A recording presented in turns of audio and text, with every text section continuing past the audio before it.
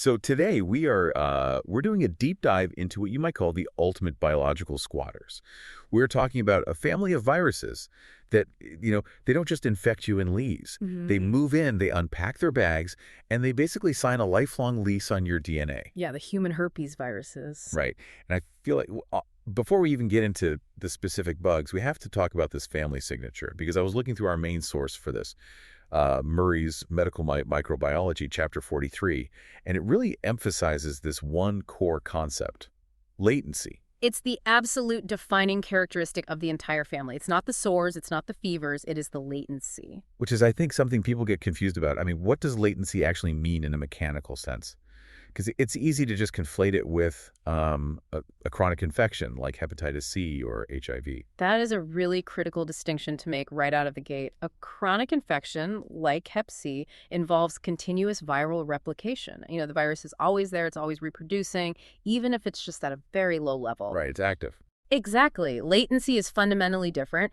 It's, imagine a sleeper agent in a spy thriller. Okay, I like that. A sleeper agent. Yeah. The virus enters, it causes this initial explosion of activity, which is the primary infection, and then seemingly it just vanishes. It stops replicating entirely. It shuts down the production of all of those proteins that the immune system uses to track it. It literally goes dark. But the genetic material is still there. It's still there. The viral DNA is just sitting inside the nucleus of your cells. So it's not dead. It's just dormant. Well, dormant is maybe a bit too passive of a word. It's more like watchful waiting. Take neurons, for example. The virus exists as an episome. An episome. Right, which is the circular piece of DNA that's totally distinct from your own chromosomes. It's not integrating into your DNA like HIV does, but it's not doing nothing either. It's actively suppressing its own death. How does it do that? If it's shut down, how is it actively doing anything? It produces these very specific RNA molecules. They're called latency-associated transcripts, or LATs, LATS. LATs. Yeah, and their job is effectively to tell the host cell, do not commit suicide, keep the lights on. They prevent apoptosis. So the virus is making sure its bunker stays completely intact until it's ready to come out. And when it finally decides to come out, which is the reactivation phase, that's when we get the disease popping up again. Exactly. And the trigger for that reactivation is almost always a failure in our security system, not something the virus suddenly decided to do. It's waiting for stress, UV light, immunosuppression, or just aging. So when our T-cell surveillance drops, the sleeper agent wakes up. It wakes up, hijacks the cell machinery all over again, and floods the system with new virus. It really is a terrifyingly brilliant evolutionary strategy when you think about it. I mean, they don't constantly need to go out and find a new host. They just wait for their current host to get stressed out. Which for humans is pretty much inevitable. True. Very true. So ideally, for you listening, we want to build a mental map for this whole family before we get into the weeds of the pathology. Murray breaks them down into 3 subfamilies, alpha, beta, and gamma. But honestly, I find those Greek letters a bit, abstract. How should we visualize these 3 groups? Let's build a structure function map for them. Let's start with the alpha herpesvirinae. Think alpha for aggressive and axon. Aggressive and axon. Okay. These represent the fast and furious wing of the family. They replicate incredibly rapidly, they destroy cells quickly, so they are highly cytolytic, and crucially, they establish latency in neurons.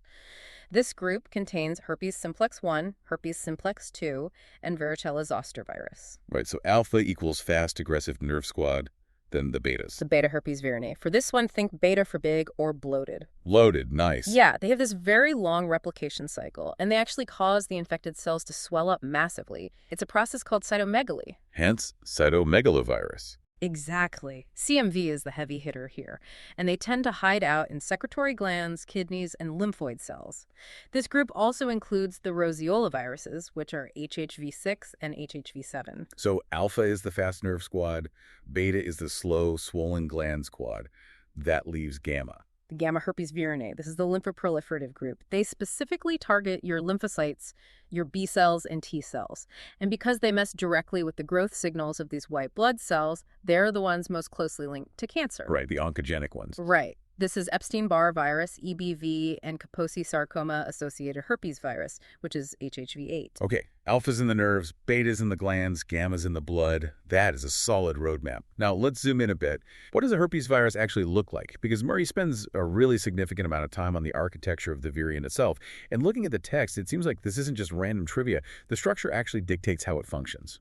Absolutely. The structure is the function. If you look at an electron micrograph of one of these, they are massive for viruses, roughly 150 to 200 nanometers. At the very center, you have the payload, the genome, and it's double-stranded DNA.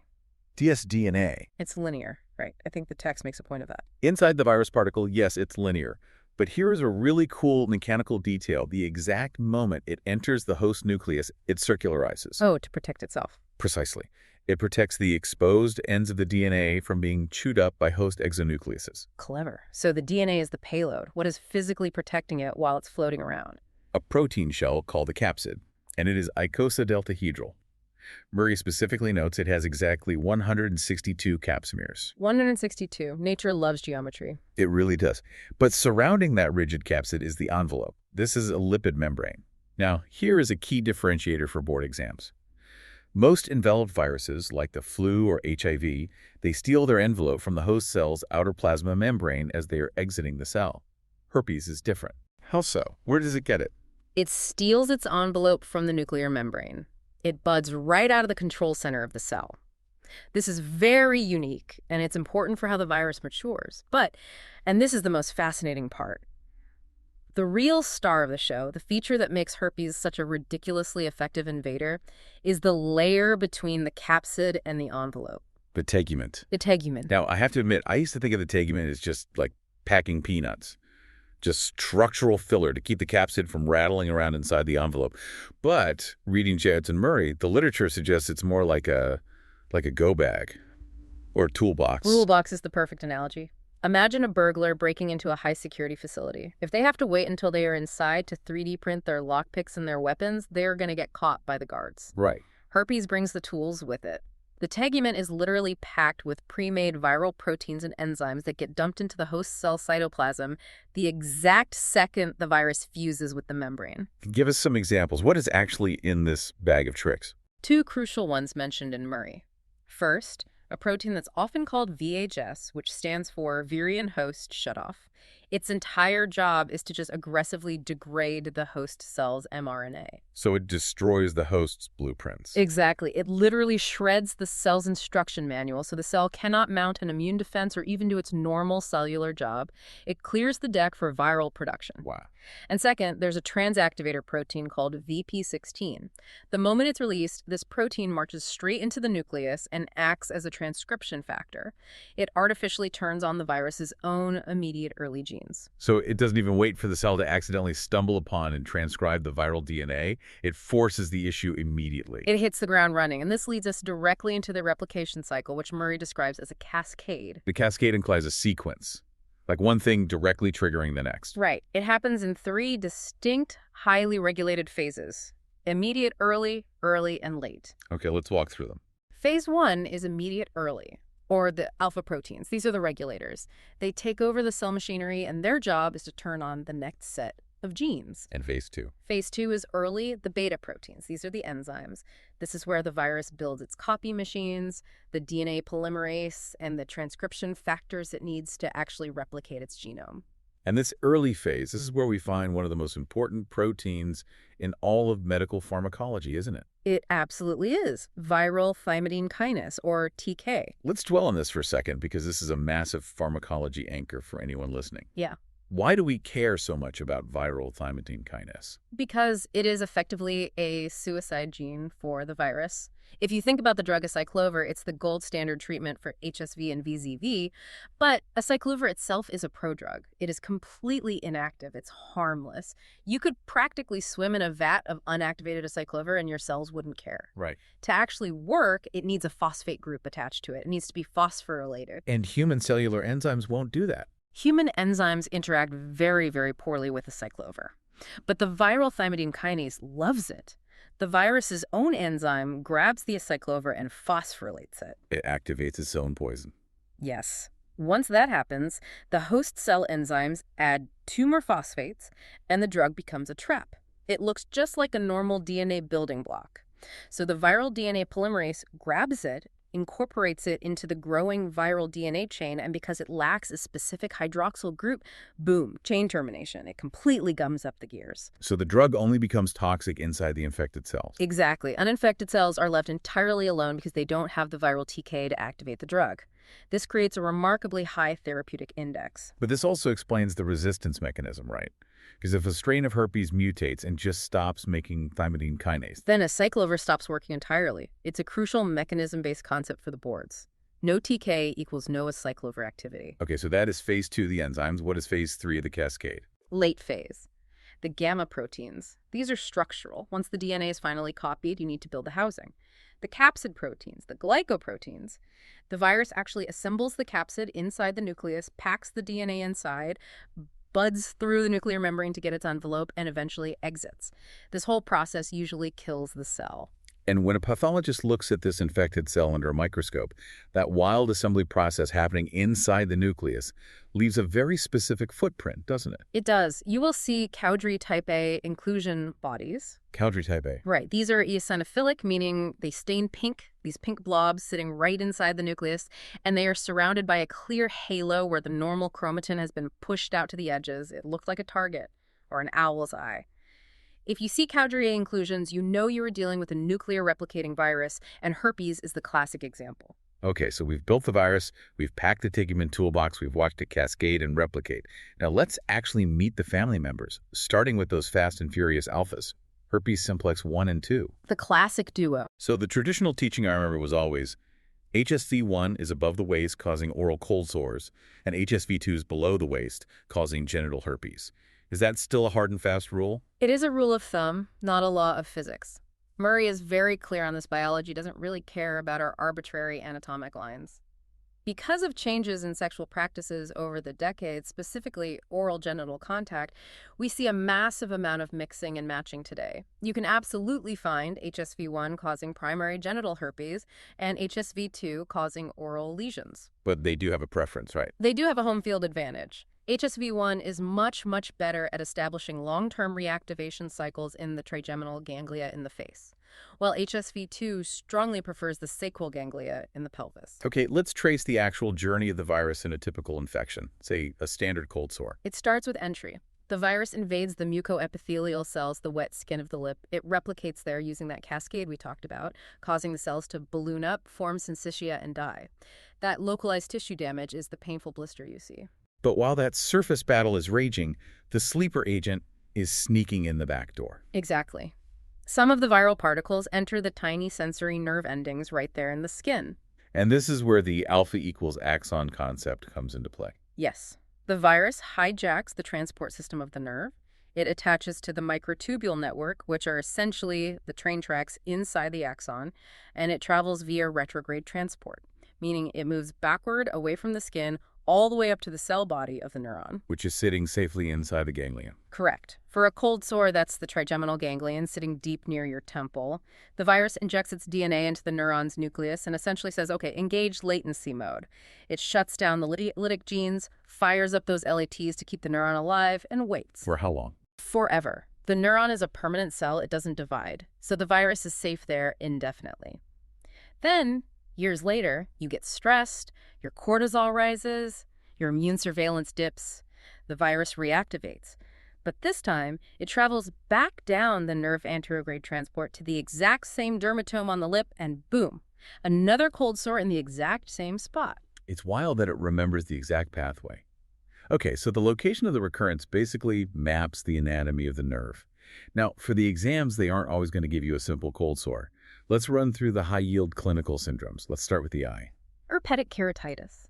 This is a massive topic because it is a leading cause of infectious corneal blindness in the U.S. The key pattern recognition here for you listening is the dendritic ulcer. Dendritic meaning branching, like a tree. Right. If you put fluorescein stain in the patient's eye and look under a cobalt blue light, you see this bright green branching tree-like lesion right on the surface of the cornea. Why does it branch like that? Why not just a round ulcer? It's because the virus is spreading cell to cell linearly along the tiny nerve fibers of the cornea. If you see a dendritic ulcer, you must immediately think HSV. And here's a huge clinical warning. Do not, under any circumstances, give these patients topical steroid drops. Because that suppresses the local immune response. Exactly. The steroids suppress the immunity, keeping the virus on the surface. Without that containment, the virus burrows deeper into the corneal stroma, and it can literally perforate the eye. Terrifying. Okay, next syndrome. The finger. Herpetic Whitlow. I've also heard this called the dentist's finger. Yes, historically, before gloves were universally mandated, dentists and respiratory therapists would touch patients' oral lesions, and the virus would enter through a microscopic cut in the cuticle of their finger.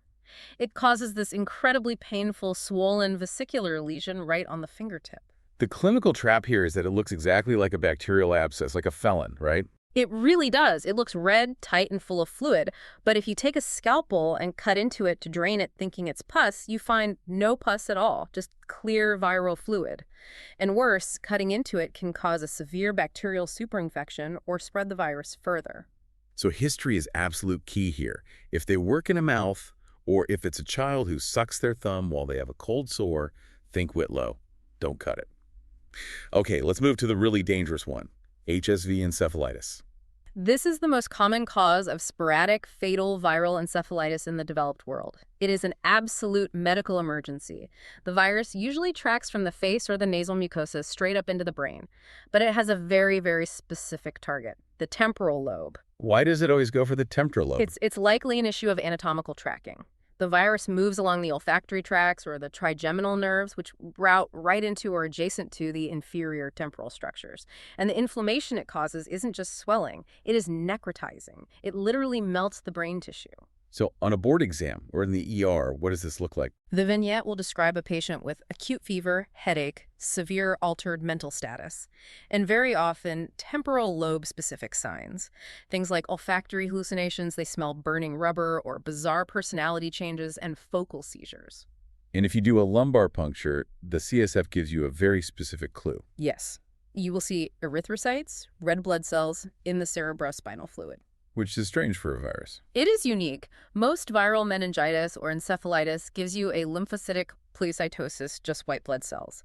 But because HSV causes hemorrhagic necrosis, it actually destroys the local blood vessels in the brain tissue. So if you see RBCs in the CSF of a viral patient without a traumatic tap, it is HSV until proven otherwise. And the treatment? Intravenous acyclovir. Immediately. Do not wait for the PCR confirmation to come back from the lab. If you suspect it clinically, you treat it right then. The mortality rate drops from around 70% to roughly 20% with early treatment, though survivors very often have permanent neurological or memory deficits. Okay, that covers the major HSV syndromes. Let's look at the other alpha sibling, Varicella-zoster virus, or VZV. This is chickenpox and shingles. Mechanistically, how is this different from HSV? The biggest difference right away is transmission. HSV is contact-driven. You physically have to touch the sore or the mucosal fluid. VZV is respiratory. Wait, chickenpox is a respiratory virus? It is. You inhale it via respiratory droplets. It is profoundly contagious. So the entry code is the lungs. How does it get to the skin to cause the rash? It's quite a journey. It infects the respiratory mucosa, then travels to the local lymph nodes. From there, it enters the bloodstream, a primary viremia, and gets into the reticuloendothelial system, like the liver and spleen. It replicates there and then causes a massive secondary viremia, which disseminates the virus all over the body to the skin. And that systemic viremia phase is why the rash is literally everywhere. In HSV, the rash is localized to where the virus entered. In chickenpox, it's head to toe. Exactly. Let's visualize that classic chickenpox rash. The textbook description is always a dewdrop on a rose petal. Right, which means a very clear, thin-walled, fluid-filled vesicle sitting on top of a red erythematous base. But the most important exam differentiator for VZV is the concept of crops. Crops, like farming crops. Like waves. In chickenpox, the virus arrives at the skin in successive waves over a few days. So if you look at a kid's back, you will see new red macules, older fluid-filled vesicles, popping pustules, and healing crested skin abs all at the exact same time. Multi-stage lesions. Yes, and this is historically what differentiated it from smallpox or variola virus, where all the lesions erupt and evolve synchronously. In smallpox, every spot is at the exact same stage of development. In VZV, they are at all different stages simultaneously. Okay, multi-stage equals chickenpox. Now, just like HSV, VZV goes latent, where does it hide? It travels up the sensory nerves from the skin and establishes latency in the dorsal root ganglia, which are the nerve clusters running right alongside your spinal cord, or in the cranial nerve ganglia in the head. And when it wakes up decades later, we get shingles. Herpes-zoster. This reactivation almost always happens when your cell-mediated immunity, your T cells, wanes due to aging, stress, or immunosuppressive drugs. The virus wakes up and travels back down the nerve. But here's the catch. It only travels down the single sensory nerve root where it was hiding. Which is why the rash is dermatomal. Exactly. It appears as a painful band of blisters wrapping around one side of the trunk or on one side of the face. And the absolute golden rule of shingles: it does not cross the midline of the body. Why not? Because a single dorsal root ganglion only supplies innervation to one side of the body. The nerve endings stop right at the midline. If you see a vesicular rash that freely crosses the spine or the sternum to the other side, it is not simple zoster. It suggests a disseminated systemic infection, which is a major red flag for severe immunosuppression, like advanced HIV. And the pain of shingles can be horrific, right? It's notorious. And the real danger is postherpetic neuralgia. The reactivated virus actually causes inflammatory damage to the nerve itself. So even after the skin rash completely heals, the patient can have agonizing, burning neuropathic pain that lasts for months, sometimes years. Which is exactly why the Shingrix vaccine is so strongly recommended for adults over 50. You want to boost that T-cell immunity before the sleeper agent wakes up. Precisely. All right, that wraps up our alpha herpes viruses. Let's shift gears and look at the gamma herpes virinae, the lymphoproliferative group, starting with Epstein Barr virus, EBV. The B-cell parasite. This is the bug that causes infectious mononucleosis, or mono. Let's start with the entry mechanism because it's very specific. How does EBV actually get inside a B cell? It uses a highly specific lock and key mechanism. The virus binds directly to a receptor on the B cell called CD21. CD21. Yes. Now, biochemically, CD21 is actually the receptor for the C3 component of the complement system. It's a normal part of the immune system. But EBV hijacks this exact door to gain entry into the B cell. Okay, so it's inside. And unlike the alphas that just blow the cell up, EBV does something different. It immortalizes the cell. It acts as a mitogen. It literally forces the B cell to exit its resting state, enter the cell cycle, and endlessly proliferate. So you suddenly have this army of infected, immortal B cells just churning out antibodies. Exactly. But they aren't churning out antibodies against EBV. Because the B cells were activated randomly, they start producing random, non-specific IgM antibodies that target all sorts of weird antigens like sheep red blood cells or horse red blood cells. Oh, and these are the heterophile antibodies. Yes. This is the entire basis of the monospot test. You take a patient's serum, which contains these random antibodies, and you mix it with horse or shoot blood on a card. If the blood clumps together or agglutinates, it means they have heterophile antibodies, and your diagnosis is almost certainly EBV mono. That is such a cool diagnostic workaround. But wait, the classic symptoms of monomonoc, the massive swollen glands, the huge spleen, the fever, the awful sore throat, it's not the immortal B cells doing that, right? No, the symptoms are the result of the civil war happening inside the patient's immune system. The Civil War. I love that. The host's key cells, specifically the CD8 positive cytotoxic T cells, they recognize that the B cells have been hijacked and altered. So the T cells rapidly mobilize and multiply to hunt down and kill the infected B cells. The massive lymphadenopathy and the dangerous splenomegaly are physically caused by this explosive expansion and activation of the T cells in those lymphoid organs. Which brings up a really important safety warning for mono patients. Do not play contact sports. The spleen is so engorged with fighting T cells that its capsule is stretched thin.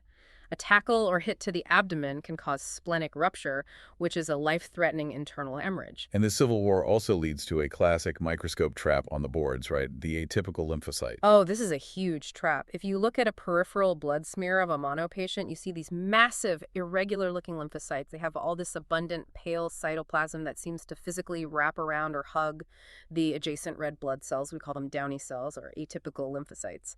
And the natural assumption is that those weird-looking cells are the infected cells. Exactly. Students always think, oh, that weird cell must be the EBV-infected B cell. Wrong. The infected cell is just a normal-looking B cell. That massive, atypical lymphocyte is the angry, highly activated CD8 positive T cell that is actively trying to kill the B cell. That is such a critical distinction. Atypical lymphocyte equals activated T cell, not infected B cell. Okay, now we have to talk about the really dark side of EBV, the oncogenesis, the cancer connection. EBV is the ultimate oncogenic virus because it fundamentally drives endless B-cell proliferation. If you just add the right secondary genetic mutations, you get lymphoma. And the classic board favorite here is Burkitt lymphoma. Burkitt lymphoma. This is an extremely aggressive jaw or facial tumor that is classically seen in children in the malarial belts of Africa. Let's walk through the actual molecular mechanism of this cancer. It involves a chromosomal translocation, correct? Yes, the infamous T814 translocation. This is a genetic accident where a piece of chromosome 8 breaks off and swaps places with a piece of chromosome 14. And why is that specific swap so devastating? Because of the specific genes involved. On chromosome 8, you have a gene called c-MYC, MYC. This is a proto-oncogene. It's essentially a gas pedal for cell growth and division. Okay, c-MYC is the gas pedal. And on chromosome 14, you have the promoter region for the immunoglobulin heavy chain, or IgH. Now, in a B cell, the IgH region is the most active, highly transcribed part of the entire genome because the B cell's whole job is to pump out antibodies. So if you move the c-MYC gas pedal and stick it right next to the hyperactive IgH promoter, you are essentially taking the cell's gas pedal and duct taping it to the floor.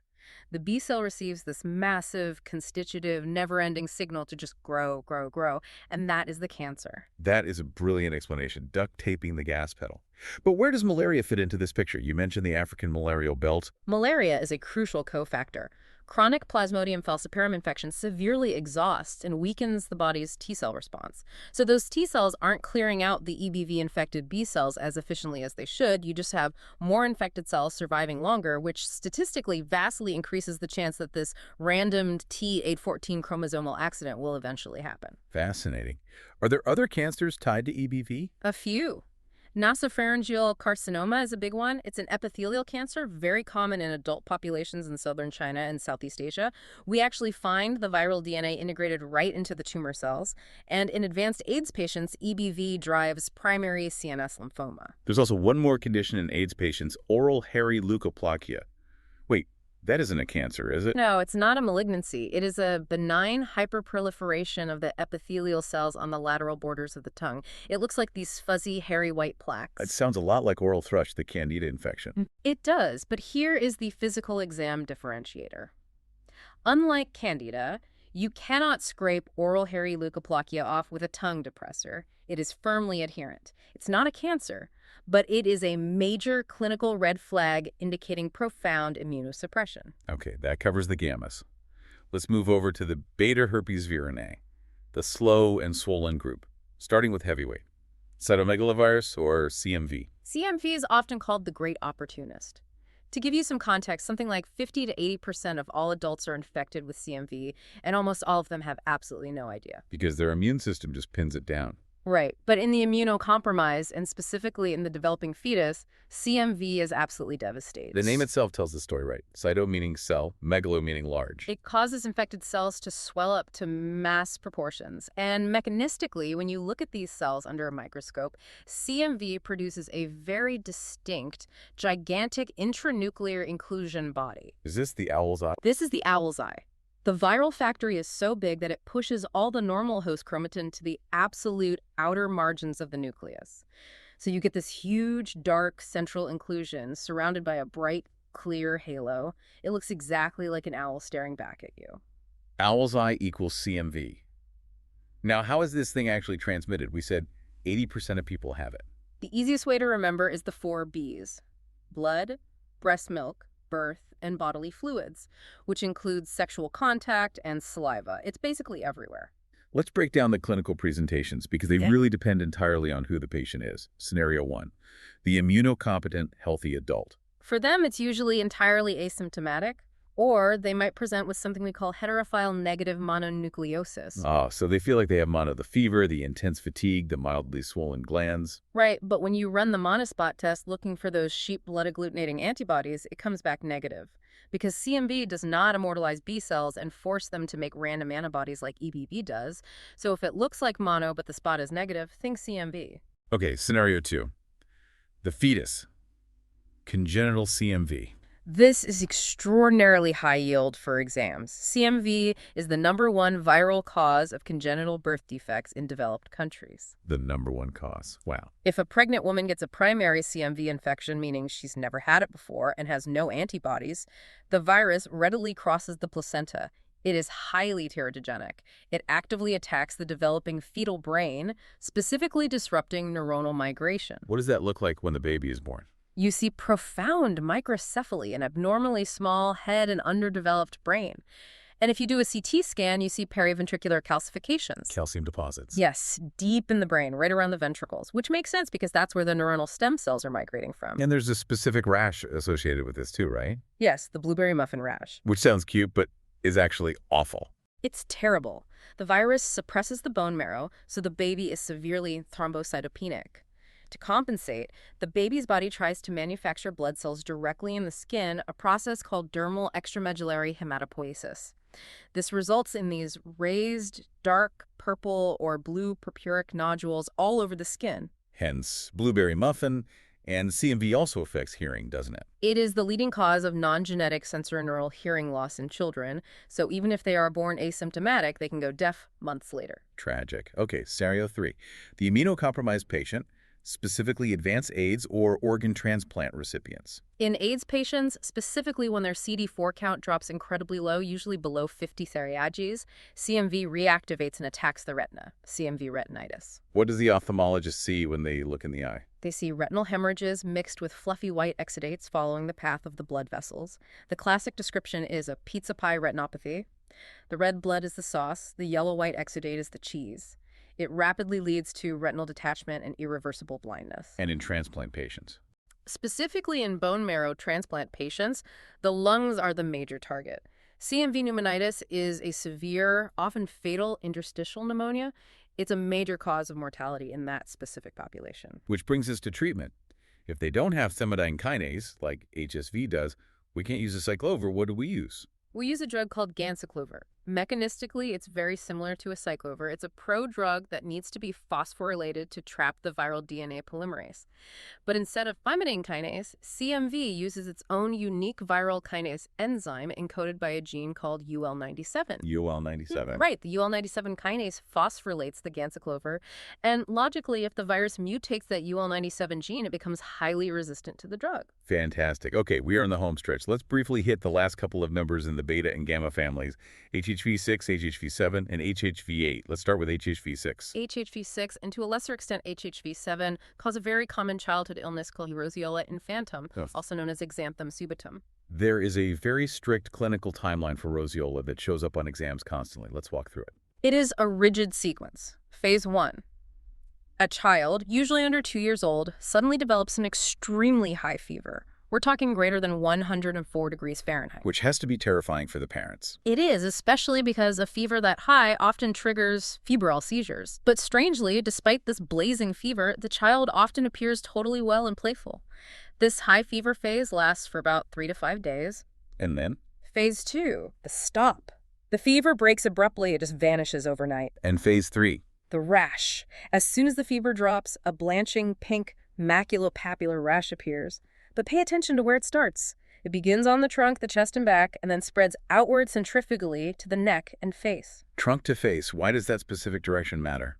Because it distinguishes it from measles and rubella. In measles, the fever and the rash are present at the same time, and the rash starts on the face and spreads down the body. Roseola is the exact opposite. Fever first, then it stops, then the rash starts on the body and moves out. Fever, stop, rash. Got it. Okay, the final virus, HHV-8. Kaposi sarcoma-associated herpesvirus, or KSHV. This one is fascinating. We touched on how EBV causes cancer by moving human genes around. Yeah. HHV-8 does something completely different. You call it molecular piracy. Yes. The HHV-8 genome actually contains several genes that it completely stole from humans during its evolution. It encodes proteins that are functional homologs of human cytokines. So it's making counterfeit human growth signals. Oh, exactly. The big ones are VIL-6, which is viral interleukin 6, and a homolog of VEGF, vascular endothelial growth factor. Well, VEGF causes angiogenesis. It builds blood vessels. Precisely. The virus infects endothelial cells and tricks them into furiously growing new aberrant blood vessels. That is what Kaposi sarcoma physically is. It's a vascular tumor. Which explains what the lesions look like. Right. They present as dark, violaceous, non-blanching purple plaques or nodules, usually on the skin of the legs or very commonly on the hard palate in the mouth. Because they are basically tangled balls of blood vessels, they look like deep bruises that won't go away. It is an AIDS-defining illness. Incredible. So just stepping back and summarizing the grand strategy of the human herpes viruses. Step 1, invasion, using that tegument toolbox to immediately shut down host defenses and hijack the nucleus. Step 2, latency, hiding quietly as an episome in permanent cells like neurons for alphas or B cells for gammas, using LATs to keep the cell alive. And step 3, reactivation, striking, copying, and shedding only when the host's immune system falters. It truly is the ultimate long game. They don't burn the house down right away. They just quietly live in the attic until the power goes out. I love that. Okay, it is time to see if you listening have been paying close attention. It's time for the rapid recall. I'm going to read a clinical vignette. I want you to mentally diagnose it and, most importantly, understand the why behind it.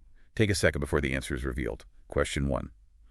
A 30-year-old man presents with a painful branching ulcer on his cornea, which is highly visible with fluorescein staining. He admits to using old steroid eye drops from a previous allergic reaction because his eye was red. The condition is worsening rapidly. What is the diagnosis and what is the mechanism of the worsening? Take a second. The diagnosis is herpetic keratitis, caused by HSV-1. The branching lesion is the classic dendritic ulcer. The rapid worsening is directly caused by the corticosteroids he used, which locally suppress the immune response, allowing the virus to burrow deeper and invade the corneal stroma, which can lead to severe perforation. Remember, never use steroids on a dendritic ulcer. For review on this, check Murray Chapter 43, the HSV clinical syndrome section. Perfect. Question 2. A newborn, usually delivered to a mother with no prior prenatal care, presents with a noticeably small head size, jaundice, and purple skin nodules. A CT scan of the brain reveals distinct calcifications specifically surrounding the ventricles. What is the causative pathogen? Take a second. The pathogen is Cytomegalovirus, or CMV. The why here is the classic triad: microcephaly, periventricular calcifications, and the dermal extramedullary hematopoiesis that causes the blueberry muffin rash. This is congenital CMV. Now, toxoplasmosis also causes brain calcifications, but those are usually scattered diffusely throughout the brain parenchyma, not strictly periventricular like CMV.